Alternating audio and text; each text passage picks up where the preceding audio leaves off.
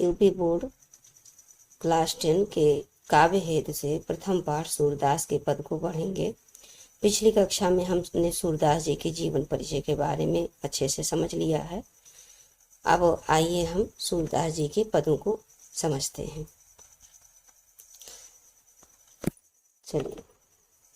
चरण कमल बंदो हरि राई, चरण कमल बंदो हरि राई, जाकी कृपा पंगु गिर लंघे, अंधे को सब कुछ दर्शाई, बहिरो सुने गूंग पुनि बोले, रंक चले सिर छत्र धराई, सूरदास स्वामी करुणामय, बार बार बंदव तिह पाई, चरण कमल बंदव हरि राई।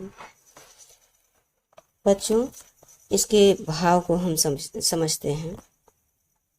इसमें सूरदास जी कहते हैं कि हे ईश्वर, हे अनंत शक्ति, हे श्री कृष्ण, मैं आपके कमल रूपी चरण की वंदना करता हूँ। कमल रूपी चरण की वंदना करता हूँ।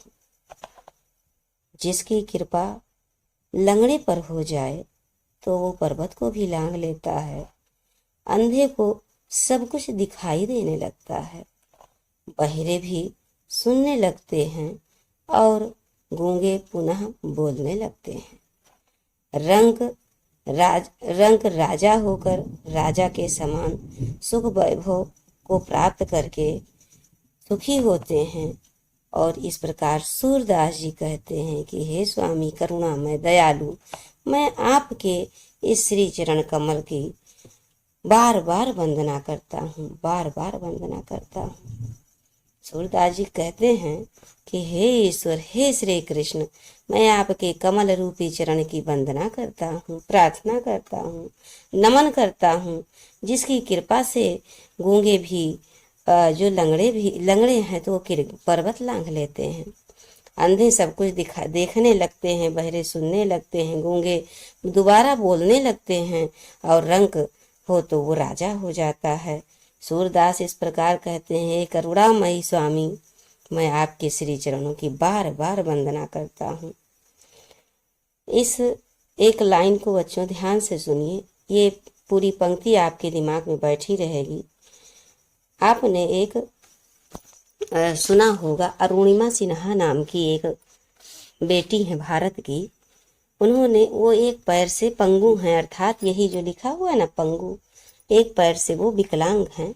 और उन्होंने क्या किया है मालूम है आपको? माउंट एवरेस्ट को फतेह किया है। माउंट एवरेस्ट को फतेह किया है। तो इससे ये साफ होता है कि ईश्वर की कहीं ना कहीं उन पर अनुकंपा है, उन पर कृपा है, उन पर दया है। इसी प्रकार सूरदास जी ने भी कहा है कि जाके कृपा, यानी कि ईश्वर की कृपा जिस पर हो जाएगी वो कुछ भी कर सकता है। तो ऐसा हमने इनको इसलिए यहाँ पर जोड़ा कि जिससे आपको ये पंक्ति हमेशा के लिए याद रहे। अब आइए हम नेक्स्ट पंक्ति को देखते हैं। इसमें सूरदास जी ने क्या कहा है?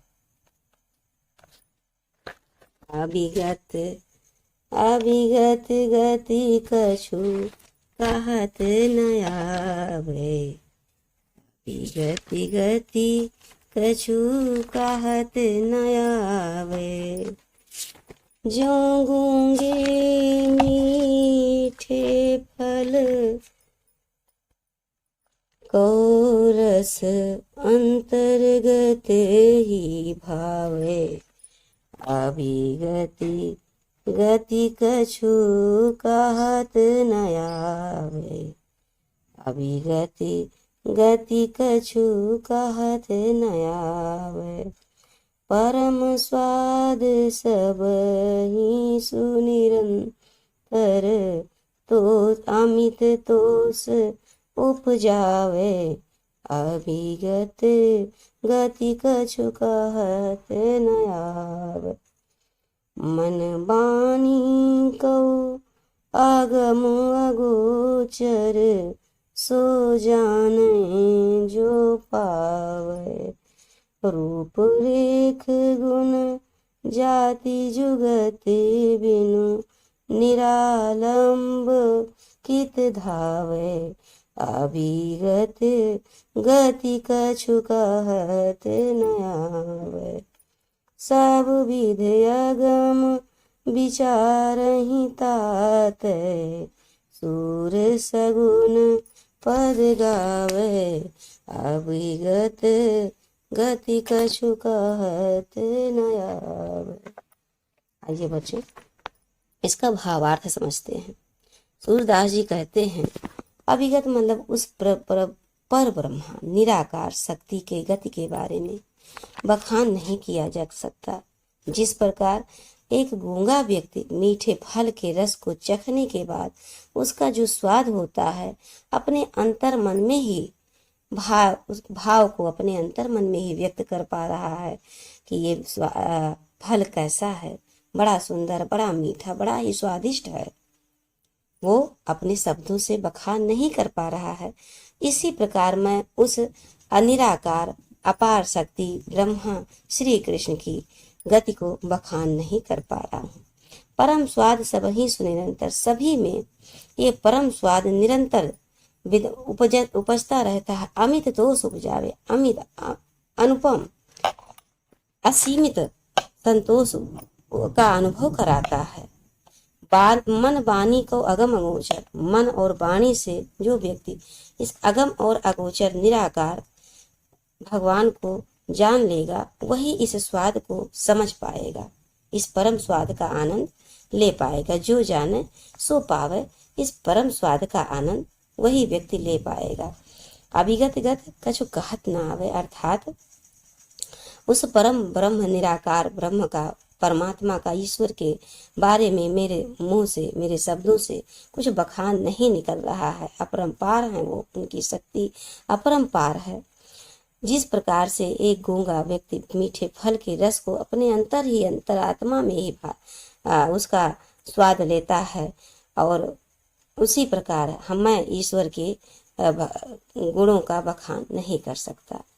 परम स्वाद सब ही सुनिरंतर, परम स्वाद सब ही निरंतर, सभी में ये परम स्वाद निरंतर चलता रहता है। अमित दोष उपजा, और ये व्यक्ति में अमित असीमित संतोष का अनुभव कराता है जब ईश्वर का ज्ञान हो जाता है। मन वाणी को अगम अगोचर, इस अगम और अगोचर ईश्वर का अगर मन और वाणी से तभी सुमिरन किया जा सकता, बखाना जा सकता है। जो जाने सो पावे, ये परम आनंद का जो स्वाद है वही व्यक्ति जान सकता है, वही इंसान जान सकता है जो उस अगम अगोचर निराकार ब्रह्मा को जान लेगा, प्राप्त कर लेगा। रूप रेख गुण जात जुगत बिनु, निरालंब कित धावे। सूरदास जी कहते हैं जिनका ना कोई रूप है, ना कोई जाति है, ना आकार है, ना कोई जगत है, तो निरालंब कित धावे, बिना आधार के कहाँ दौड़ रहे हैं। जिनका कोई रूप ही नहीं है, कोई गुण ही नहीं है, कोई जाति ही नहीं है, तो इसके बिना निरालंब बिना आधार के कहाँ दौड़े, कहाँ भागे। सब विध अगम विचार ताते, और इस प्रकार मैं आपको सभी विध से विचार कर लिया हूँ, उस अगम ईश्वर का विचार कर लिया हूँ। तब इसीलिए सूर्य सगुन पद गावे, और इसीलिए सूर्यदास जी कहते हैं कि मैं ईश्वर के साकार पदों को गा रहा हूँ। क्यों? क्योंकि उनके निराकार पद का, जिनका कोई रूप नहीं, रेखा नहीं, गुण नहीं, जाति नहीं, कोई आकार नहीं है, मैं उनके पद को अपने किन शब्दों से बखान कर सकूंगी। कहते नहीं अभिगत गत कछु कहत न आवे। तो सूरदास जी यही कहते हैं। एक बार फिर से आपको रिवाइज कर देते हैं। अभी गति गति कछ कहत ना आवे। सूरदास जी कहते हैं कि मैं उस परम ईश्वर की गति के बारे में कुछ नहीं कह पा रहा हूँ। जिस प्रकार एक गूंगा व्यक्ति मीठे फल के रस को अंतर मन में ही भाता, अपने अंतर आत्मा में ही खुद में ही कहता है कि बहुत स्वादिष्ट है, बहुत मीठा है, शब्दों में नहीं कह सकता। परम स्वाद सब ही निरंतर सभी में निरंतर ईश्वर का स्वाद चलता रहता है। अमित दोष उपजावे और ये असीमित दोष को उपजाता है, उत्पन्न करता है, अनुभव कराता है। मन वाणी को अगम अगोचर, मन वाणी से इस अगम और अगोचर मतलब निराकार ईश्वर के बारे में सो जाने जो पावे, जो जान लेता है मन और वाणी से अगम अगोचर, वो जो ईश्वर को जान लेगा वही परम स्वाद का आनंद अनुभव कर पाएगा। तो जिस ईश्वर की रूप रेख गुण जात जुगत बिन, जिसका कोई रूप नहीं, रेखा नहीं, निरालंब है, निराधार है, निराधार उनके पीछे कहाँ हम भागेंगे, कैसे दौड़ेंगे, क्या बखान करेंगे। और इस पर कई प्रकार से सब विध अगम विचार हैं ताते। और इस प्रकार सभी विध से विचार करके सूरदास जी कहते हैं कि सभी विध से विचार करके और अब इस निष्कर्ष पर पहुंचे हैं कि मैं ईश्वर के सगुण पद को गाऊंगा, सगुण पद के बखान करूंगा, अर्थात साकार आकार जिनका रूप है, रंग है, उनको गुण है, उनके बारे में बखान करूंगा। ठीक है बच्चों, यहाँ तक आपको समझ में आया होगा, मुझे पूरा विश्वास है। और इस प्रकार से अब हम आगे की पंक्ति को देखते हैं। अब ये और बहुत सुंदर पंक्ति है बच्चों, इसको बड़े ध्यान से आप सुनिएगा। देखिए क्या कह रहे हैं। किलकत कान्ह घुटुरवन आवत, मणिमय कनक मणिमय कनक, मणिमय कनक नंद के आंगन, बिंब पकड़ी बैधावत, किलकत कान्ह घुटुरवन आवत। कबहु निरख हरि आपु छाह को, करि सौं पकरन चाहत, किलकी हसत राजत द्वयदतियाँ, पुनि पुनि तिहि अवगाहत, कनक भूमि पर कर पग छाया, यह उपमा एक राजते, करी करी प्रतिपद प्रतिमनि वसुधा, कमल बैठ की साजती, बाल दशा सुनी रखी जसोदा, पुनि पुनि नंद बुलावत, किलकत कान्ह घुटुरवन आवत, अचरा तर लय ढाकी सूर के, प्रभु को दूध पियावत, किलकत कान्ह घुटुरवन आवत। बच्चों, अब हम इनके भावार्थ को समझेंगे। इस पंक्ति के द्वारा सूरदास जी ने भगवान के किस अनुपम रूप का बखान किया है, आइए समझते हैं। सूरदास जी कहते हैं कि जब भगवान खिलखिलाते हुए खिलखिलाते हुए घुटनों के बल आ रहे हैं, भगवान कैसे खिलखिलाते हुए घुटनों के बाहर, बैया बैया बकैया बकैया कहते नहीं जब छोटे बच्चे रहते हैं, अरे बेटा बकैया बकैया आ रहा है, वही बैया बैया खिलखते हुए आ रहे हैं। मणिमय मणि रूपी कनक नंद के आंगन में, मनमय मणि से जड़ा हुआ स्वर्ण रूपी नंद जी के आंगन में, बिंब पकड़ी वे धावत मतलब बिंब पकड़ने के लिए दौड़ते हैं, धावत अर्थात दौड़ते हैं। कभी कबहू कभी निरख अपने ही छाह को, अपने ही परछाई को निरखते हैं, कर सो पकड़न चाहत, और हाथ से उसको कर यहाँ पर रहेगा, कर सो पकड़न चाहत, और अपने हाथ से उसको पकड़ना चाहते, किसे, अपने ही परछाई को। आगे कहते हैं सूरदास जी कि किलक हसत राजत द्वैदतिया, जब भगवान श्री कृष्ण हंसते हैं तो उनके दोनों दांत चमकने लगते हैं, पुनि पुनि तिहि अवगाहत, और बार बार हंस हंस के अपने दोनों दांत को दिखाते हैं। कनक भूमि पर कर पग छाया, और स्वर्ण भूमि पर कर पग छाया। अपने पैर, हाथ और पैर की छाया को देख के ये एक उपमा की तरह जैसे रास्ता है, एक उपमा प्रतीत होता है। करि कर प्रतिपद प्रतिमनि वसुधा, करि कर प्रत्येक पद पर धरती माँ कमल बैठ की साजती। ऐसा मानो प्रतीत होता जैसे माता धरती, माता वसुधा कमल बैठ की सजाई हुई हैं भगवान के लिए। उनके प्रत्येक प्रत्येक कदम पर, प्रत्येक कदम पर बाल दशा। अब ऐसी दशा को माता सूरदास जी कहते हैं कि इस दशा को माता जब देखती हैं, निहारती हैं, तो बार बार पुनि पुनि बार बार भगवान नंद जी को बुलाती है। कहती हैं, अरे आइए, देखिए देखिए ये क्या कर रहा है, देखिए कितना सुंदर से आ रहा है, इसके दांत देखिए कैसे चमक रहे हैं, बैया बैया किस तरह से आ रहा है। ऐसे बार बार वो नंद जी को बुलाती हैं, प्रसन्न होकर, खुश होकर। आखिर सूरदास जी कहते हैं कि अचरा तर लय ढांके, कि भगवान को नजर न लग जाए कहीं दूध पिलाते हुए, तो अचरा तर लय ढांके सूर्य के प्रभु को दूध पियावत। माता यशोदा अचरा के तर ढांक के भगवान के सूर्यदास के प्रभु को दूध पिला रही हैं। तो बच्चों, आपको ये भावार्थ अच्छे से समझ में आया होगा। अब हम नेक्स्ट पद पे चलते हैं और क्या कहते हैं, देखिए श्री कृष्ण भगवान कहते हैं, मैया मैं अपनी सब गाय चरई हूँ, मैं अपनी सब गाय चरई हूँ। प्रात होत बल के संग जई हो, तेरे कहे न रहियो।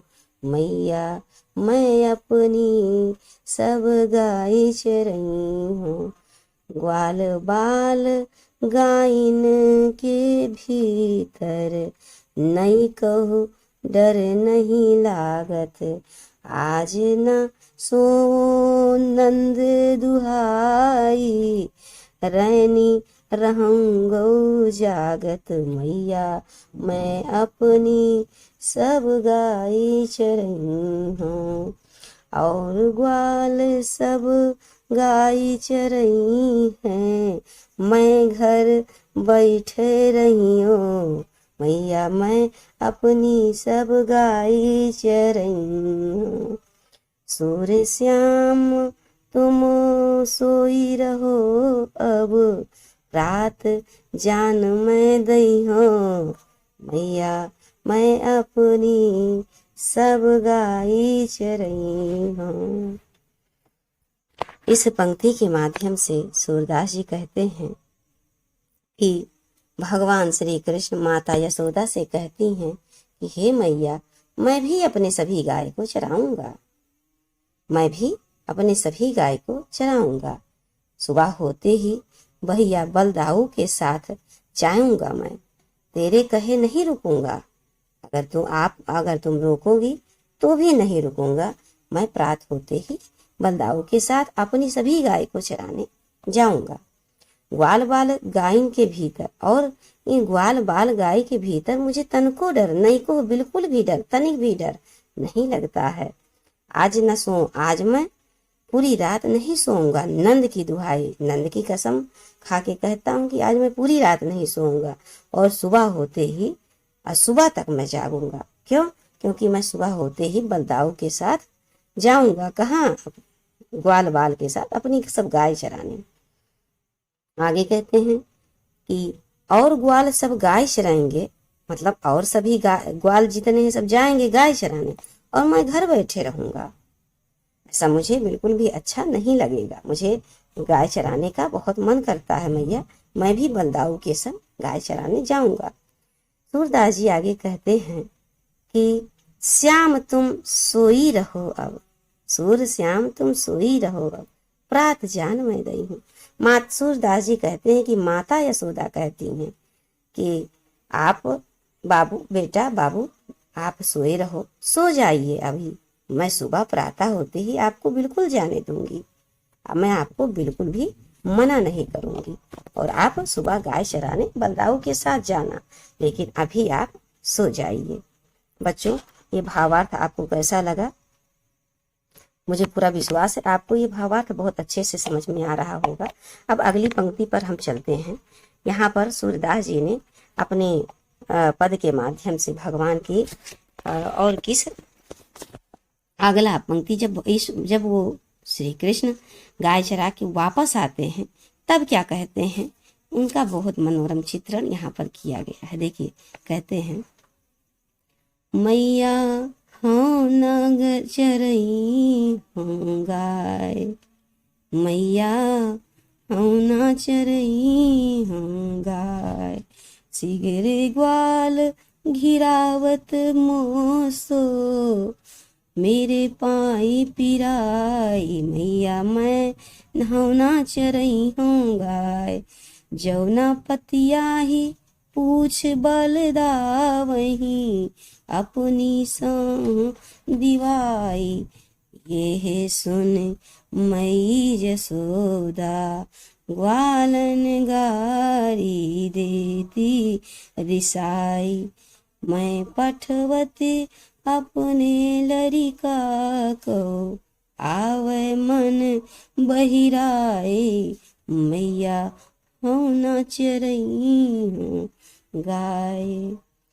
इस प्रकार सूरदास जी आगे पंक्ति में कहते हैं कि भगवान श्री कृष्ण जब गाय चरा के शाम को आते हैं तो माता यशोदा से दुखी होकर कहते हैं कि हे मैया, मैं अब गाय चराने नहीं जाऊंगा, मैं अब गाय चराने नहीं जाऊंगा, जितने सारे ग्वाल हैं सब मुझी से अपने गाय को घिरवाते हैं, कहते हैं सब कि मेरे गायों को इकट्ठा करो तुम, और इस तरह से मैं दौड़ दौड़ के घूम घूम के गायों को इकट्ठा करते करते मेरे पाँव पिराने लगते हैं, दर्द होने लगते हैं, इसलिए अब मैं गाय चराने नहीं जाऊंगा।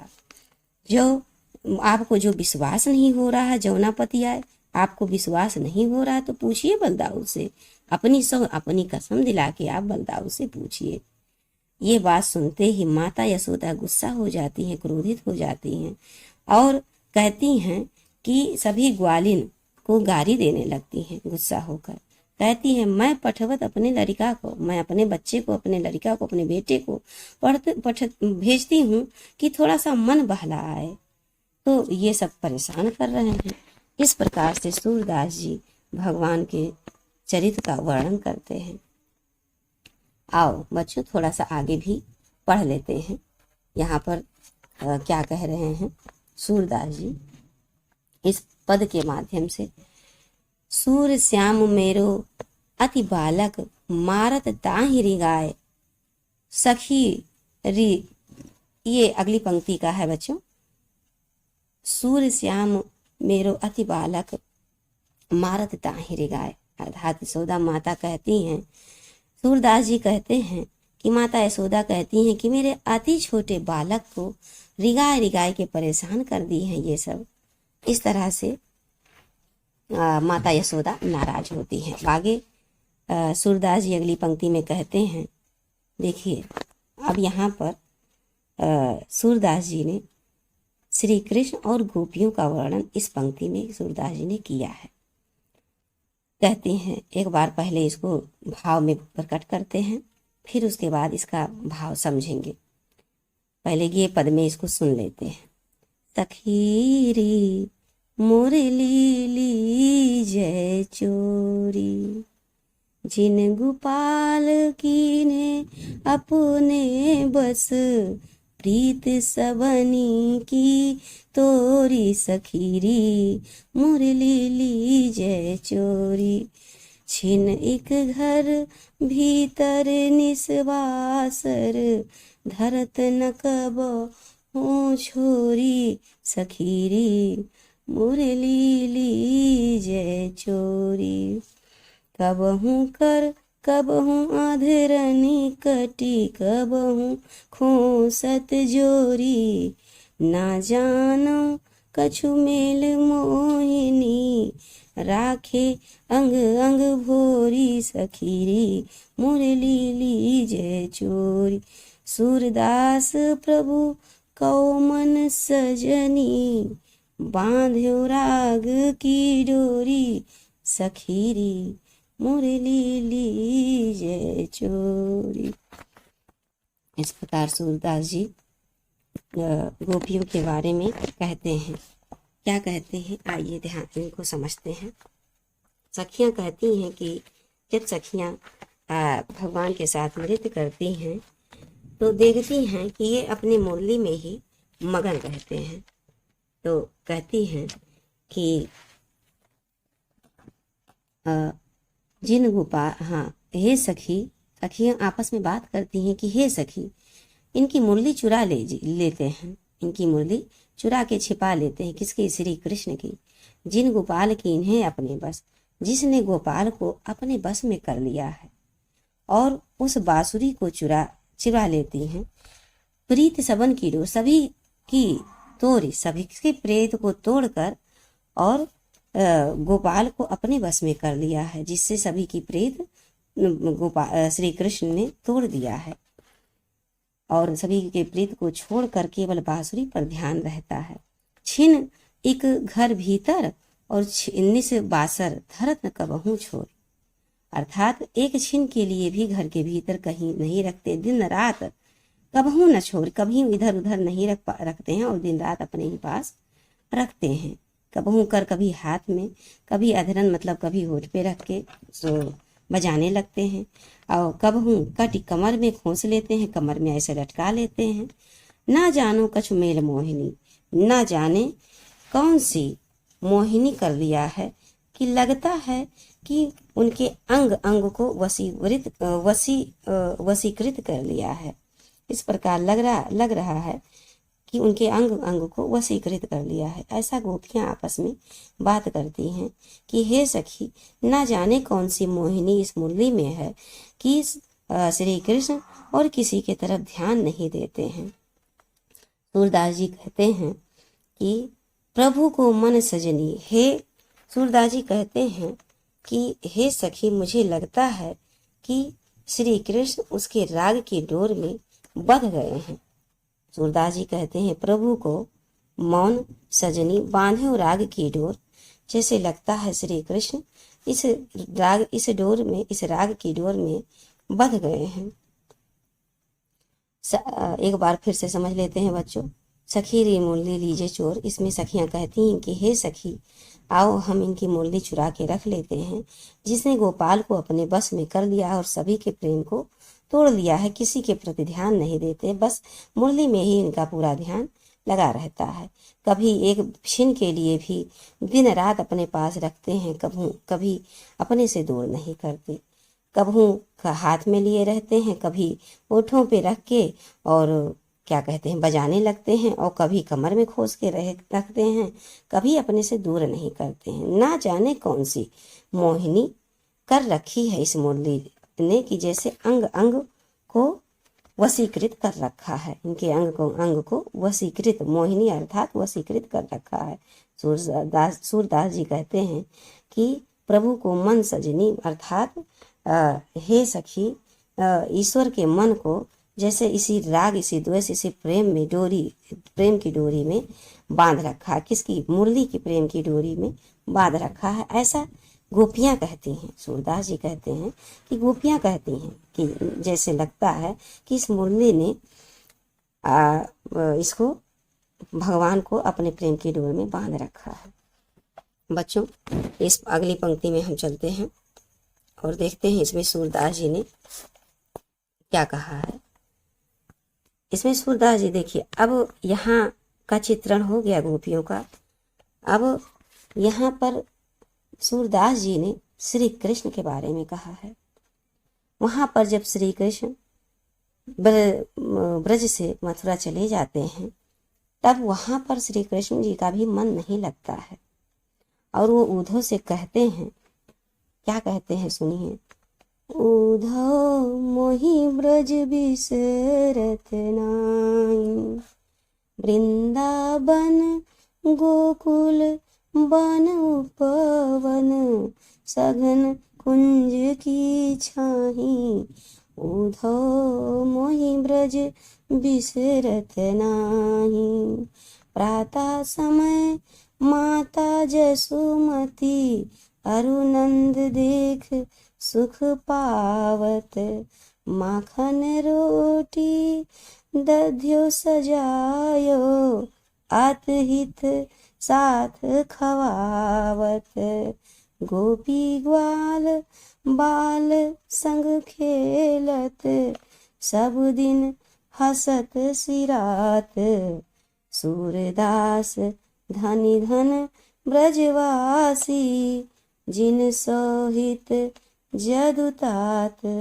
उधो मोहि ब्रज बिसरत नाही। यहाँ पर सूरदास जी कहते हैं कि भगवान श्री कृष्ण उद्धव से कहते हैं कि हे उद्धव, मुझसे ब्रज बिसरता नहीं है, मेरे ध्यान से उतरता नहीं है। बिसरत नहीं अर्थात बिसरता, भूल नहीं पाता हूँ मैं ब्रज के वृंदावन को, गोकुल वन उपवन घनी कुंज की जो छाही होती थी उसको मैं छाँ होती थी, वहाँ पर जब हम लोग बैठते थे, मुरली बजाते थे, सब एक साथ रास रचाते थे, वो सब भूला नहीं जाता है। सुबह होते ही माता जसुमती और पिता नंद देख सुख पावत, मुझे देखकर बड़े ही सुखी होते थे, बड़े ही प्रसन्न होते थे और माखन रोटी दही सजाकर बड़े ही प्रेम के साथ मुझे खिलाते थे। गोपी ग्वाल बाल संग, सभी ग्वाल बाल गोपियों के संग वहाँ खेला करते थे। सब दिन हंसत सिरात, और सारे दिन हंसते हुए बीत जाता था। सूरदास जी कहते हैं कि धन्य धन्य है वो ब्रजवासी जिसने भगवान को देखा, भगवान के दर्शन किए। जिनसो हित जदु तात, जिनके हित में जदु तात मतलब जिनसे सूरदास जी ब्रजवासियों को बहुत भाग्यशाली मानते हुए ऐसा कहते हैं कि बहुत ही धन भाग है, धन है ब्रजवासी। सूरदास जी कहते हैं कि भगवान श्री कृष्ण कहते हैं कि ब्रजवासी बहुत ही धन्य हैं। और अब आगे आते हैं बच्चों, देखते हैं अगली पंक्ति में क्या कह रहे हैं। वीडियो थोड़ा बड़ा हो जाएगा बच्चों, इसलिए आप ये थोड़ा सा जो पंक्ति है इसको हम अगली कक्षा में आपको पढ़ाएंगे। एक बार इसको देख लीजिए फिर से। देखिए उधो, ये देखिए उधो मोहि ब्रज बिसरत नाई, ये श्री कृष्ण जी ने वहाँ मथुरा में रहकर उद्धव से बात करते हैं, अपने बारे में बताते हैं। अब अगली कक्षा में हम ये क्या कहते हैं, उद्धव मन न भय 10-20 से लेके आगे हम 2 और इधर 3, इधर ये पंक्ति हम पढ़ेंगे। ठीक है बच्चों, तो हमें पूरा विश्वास है कि आपने इस को समझ लिया होगा और हम इस तरह निरंतर आपको अपना सबसे अच्छा कोशिश करते हुए आपको पढ़ाएंगे और आपको परीक्षा तक बहुत मजबूत बना देंगे हिंदी में, जिससे आपको परीक्षा में जरा सा भी भय नहीं लगेगा। बिना भय के आप परीक्षा में बैठेंगे और बहुत अच्छे नंबर से आप सफल होंगे, क्योंकि आपको ये सारी चीज़ें अच्छे से समझ में आ जाएगा और परीक्षा तक हम आपको हिंदी में तो पूरी तरह से मजबूत कर देंगे। लगभग सभी महत्वपूर्ण पदों को, सभी महत्वपूर्ण भागों को मैं आपको पढ़ाऊंगी। तो अच्छा बच्चों, अब हम समाप्त करते हैं यहीं पर। जय हिंद।